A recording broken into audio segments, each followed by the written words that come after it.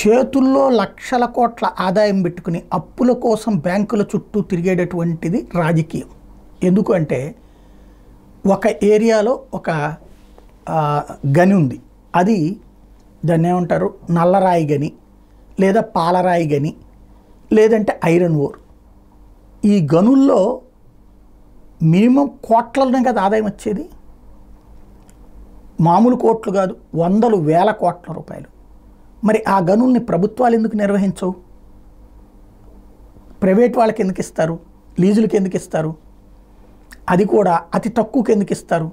అతి ఎక్కువ వాళ్ళు ఎట్ట తవ్వుకుంటారు అంటే ఇదొక రెగ్యులర్ కుంభకోణం. రాజకీయ పార్టీలకి సంపద సృష్టించి పెట్టేటటువంటిది గనులు, ఇసుక, మద్యం.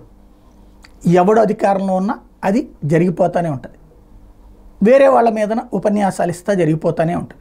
ఇప్పుడు వైఎస్ఆర్ కాంగ్రెస్ పార్టీ అంతకుముందు గనుల్లో అవినీతి జరిగిందంటూ ఆరోపణలు చేసి ఒక ఎరపతినేని మీదనో లేకపోతే ఒక మిగతా నాయకులకు సంబంధించిన ఆరోపణలు చేసినటువంటిది తన అధికారంలోకి వచ్చాక తను తిన్నది.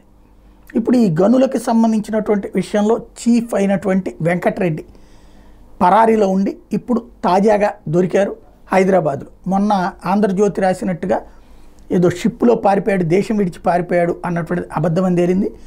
ఏదో హార్ట్ సంబంధమైనటువంటి సమస్యలతో హైదరాబాద్లో ట్రీట్మెంట్ తీసుకుంటూ ఆగాడని ఆ విషయం తెలిసిన తర్వాత ఇప్పుడు పోలీసులు తనని అరెస్ట్ చేసి తీసుకొచ్చారు ఆంధ్రప్రదేశ్.